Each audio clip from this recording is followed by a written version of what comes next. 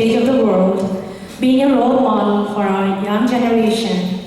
And you are the very first Nobel laureate from Bangladesh, and we hope you will inspire many more to work toward having more. Thank you very much.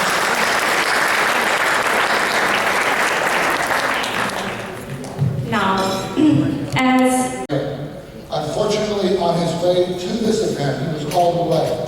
So I was given the assignment about 15 or 20 minutes ago to address you beautiful people.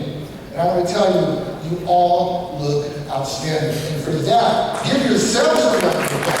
Please.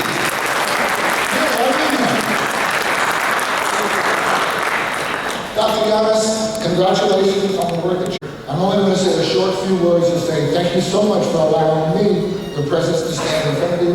I wish you all a great night and pleasant peace. Good evening. We are also very excited to have Congresswoman Dr. Judy Chu among us. She is very popular within our community because of your strong stand in the Congress with regards to children.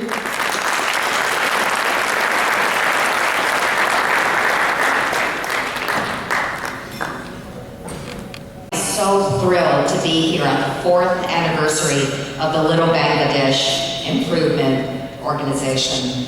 I have been so impressed with the progress that you've made. It was only several years ago where you fought to have a Little Bangladesh in Los Angeles, and finally 4 years ago you succeeded. And how much you've grown since then. I look always with pride when I go on that street and see that sign that says Little Bangladesh, to put money in the hands of those who need it the most. He has empowered entrepreneurs globally by giving them that loan and allowing them to break out of poverty.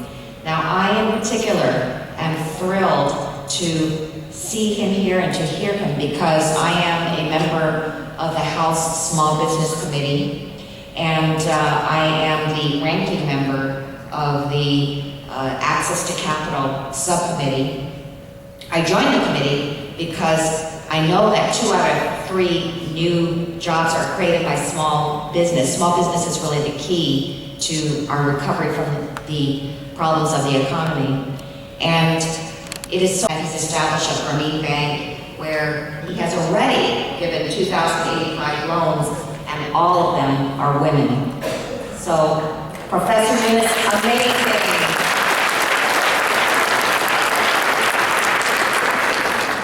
I actually look forward to working with you to see if we can collaborate on issues in Washington, D.C. through the House Small Business Committee. And I would love to see you testify there with regard to your development. So, yes, I look forward to seeing you in Washington, D.C. soon.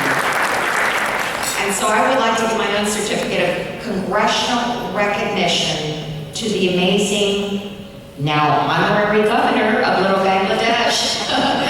And of course, our Nobel laureate, the amazing Professor Yunus. Please come forward and accept this award.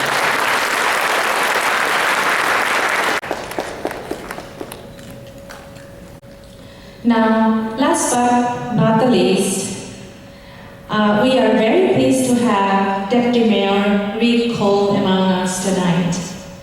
While he doesn't need any introduction, I'm sure, but the city of Los Angeles feels blessed to have someone like him take on the budget and innovation sector of the city. We needed somebody like you long ago, and he has been aptly called as the budget guru of the city. So please welcome Deputy Mayor Cole.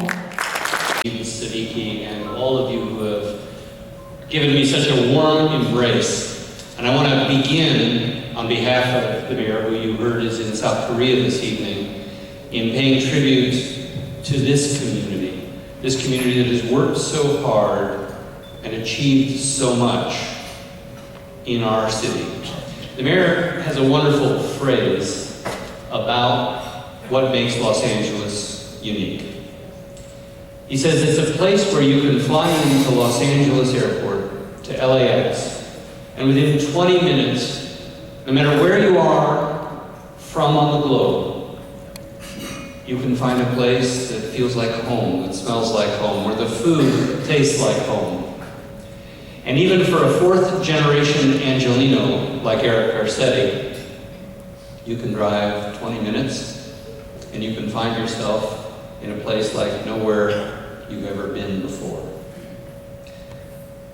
The Bangladeshi community represents what America is made of.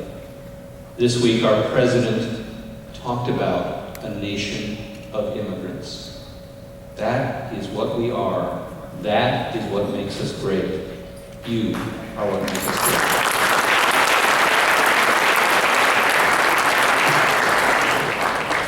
I also met this evening Andrea Jung, who is also an honoree. She was the winner of the International Women of Courage Award just 4 years ago, and she is heading up Grameen America, and so we're honored to have her with us tonight as well.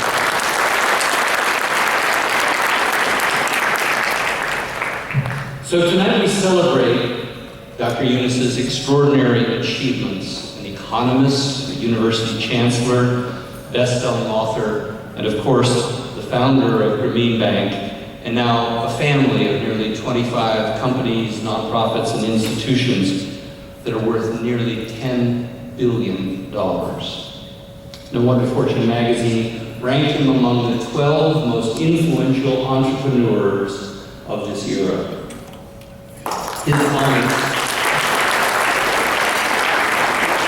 His honors are equally astonishing. The highest honor awarded by his homeland of Bangladesh, the Independence Day Award, as well as the World Food Prize, the Volvo Economic Prize, our nation's 2 top awards that we give to our own citizens and very, very rarely to citizens of other countries, the Congressional Gold Medal and the Presidential Medal of Freedom.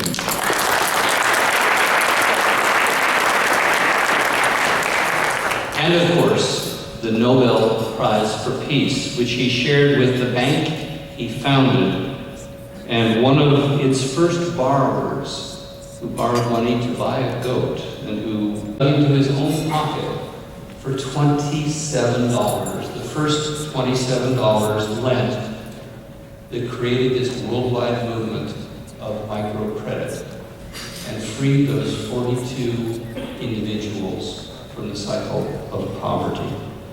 That world-changing experiment has now touched the lives of more than 150 million people, the vast majority of them women around the planet. Touched their families, touched their surroundings, touched the lives of the children. We know that for literally millions of families, this has meant the first time that they could sleep with a tin roof over their head, that they could send their children to school, that they could sleep in a bed instead of on the floor, that they could afford to pay a doctor when their child was ill. But the highest honor we in this room can do for Professor Yunus is not to recognize this man for what he has achieved and the honors he has earned. The highest honor we can do him is to hear his call and to emulate his example. Dr. Yunus, we are all your students, and the final exam for us is simple. It's for us to step out of the classroom as you did, and to dedicate ourselves to the cause you have called us all to, which is a world without poverty. We can step out of the classroom and learn the lessons he has taught us in his books and his lectures, and most of all by his example, so that we can end poverty not only in the villages of Bangladesh, but on the streets of Los Angeles. To create social businesses that will lift our brothers and sisters around the world out of the shadows and open the door of opportunity for them to achieve their own honors and success. There are many well-intentioned people who have sought to change the world for the better. Dr. Yunus started from a simple belief. And that belief was that the poorest people in the world also wanted to create the opportunity to live in a world without poverty, something people have dreamed of in every faith, in every land, on every continent, for all time, and it is now within our reach because of your work. Dr. Yunus, thank you for all that you have taught us. The highest tribute we can pay is to step out of your classroom and to leave our children the greatest legacy. Thank you for your time.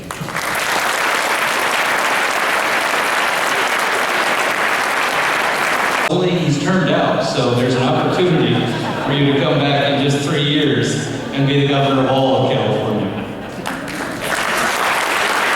To ask you to raise your right hand and to swear with me that you will faithfully uphold the duties which you are about to enter, Governor General of Little Bangladesh.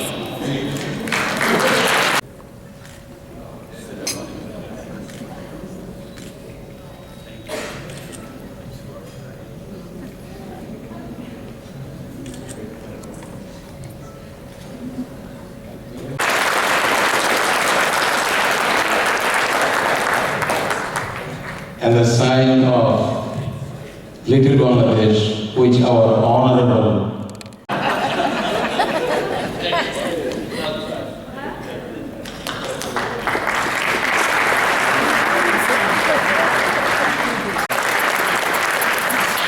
on social business. Please do something. So this is one of those jumps that I did in a desperate moment. And I had no plan to do something to stir up controversy or something to shock people.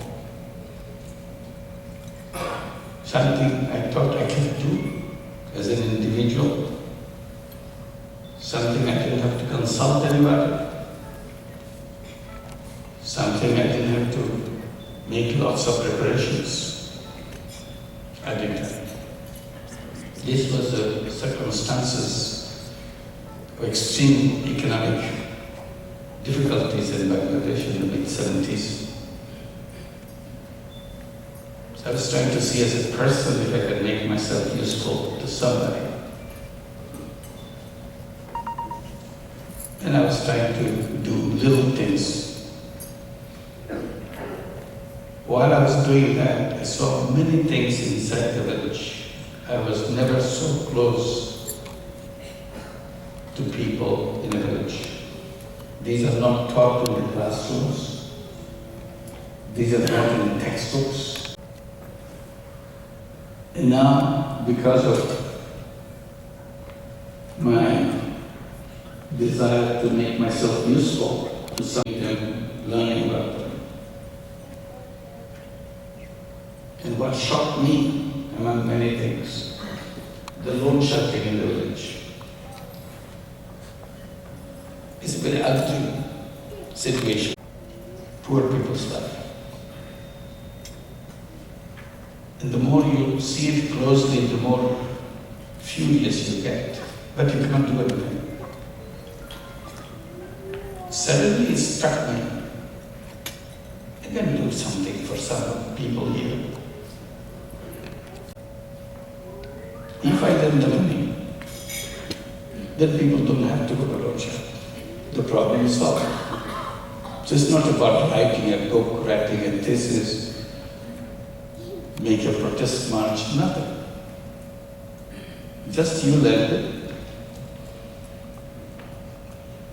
and people don't have to go to loan sharks.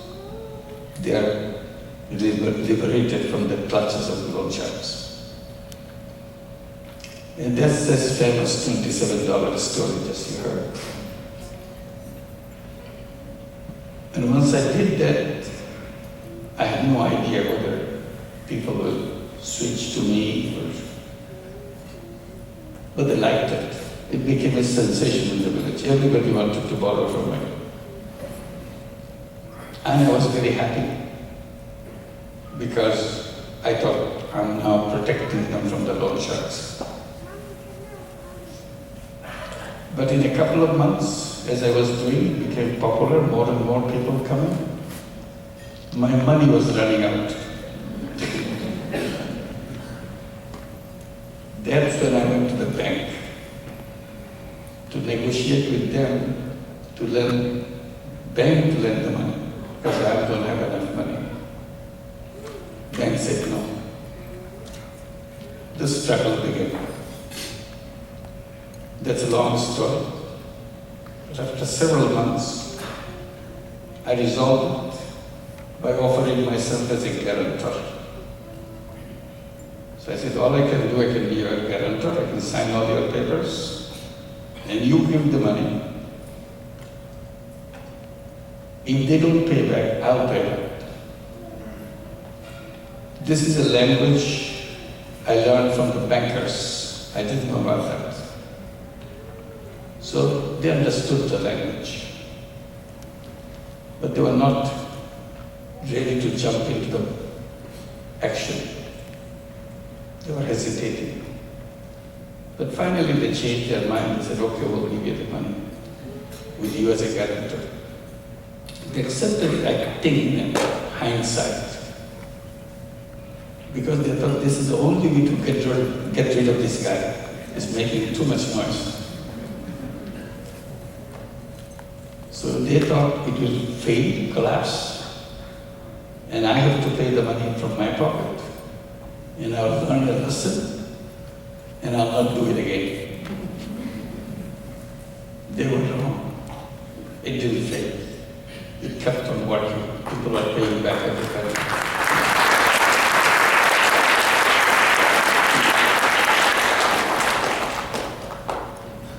But they slowed down. When it was becoming bigger and bigger, they thought collapse will come very soon and they will be risking too much money. Seeing that they are very reluctant now, so I thought, why don't they create a separate bank? That's when the idea of creating a bank came.